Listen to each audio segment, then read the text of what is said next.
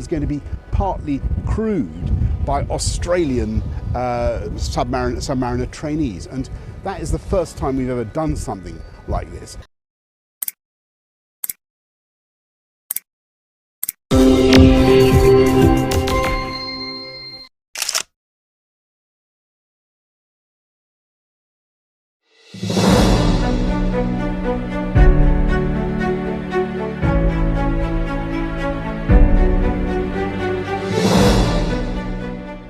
Australian submariners will train on a newly commissioned nuclear-powered British submarine, the latest step in the country's new defence alliance.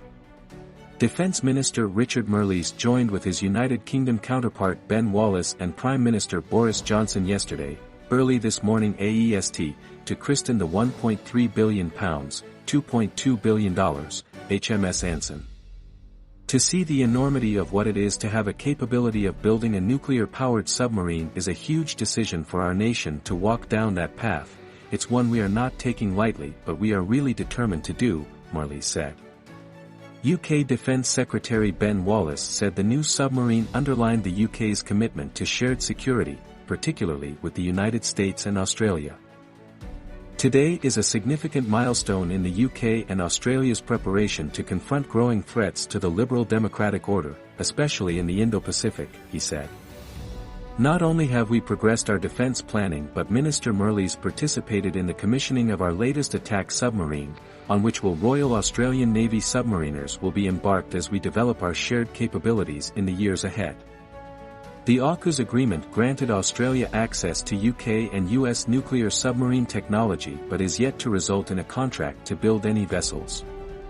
It's a long-term project, with Wallace admitting Britain is not in a position to build a vessel like the Anson for Australia, in the here and now, needing to build another 7 for its own fleet first and pushing timeline out at least into the next decade.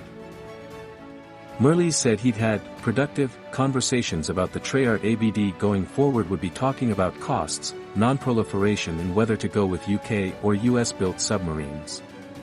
What's really clear is that it is not just about the hardware, he said. It's not just about the submarine, as important as that is. But there's also a question about building the human capability. AUKUS also sparked a diplomatic meltdown between Canberra and Paris as French President Emmanuel Macron accused former Prime Minister Scott Morrison of lying to him. Macron and Prime Minister Anthony Albanese appeared to patch things up during a meeting in Paris earlier this year that the French leader described as the beginning of a new chapter. Marles also met with his counterparts from Germany and, crucially, France, on this week's European trip. Both Marles and Wallace insisted France remained an important and reliable partner in the Pacific even after the signing of the AUKUS Pact. Even before the Morrison-Macron spat, caused by secrecy around the cancellation of a $90 billion deal with French company Naval Group, Australia's submarine program had been plagued by delays and cost blowouts. Marles also admitted he'd had frank conversations with manufacturer BAE Systems about getting the country's Hunter-class frigate program back on track.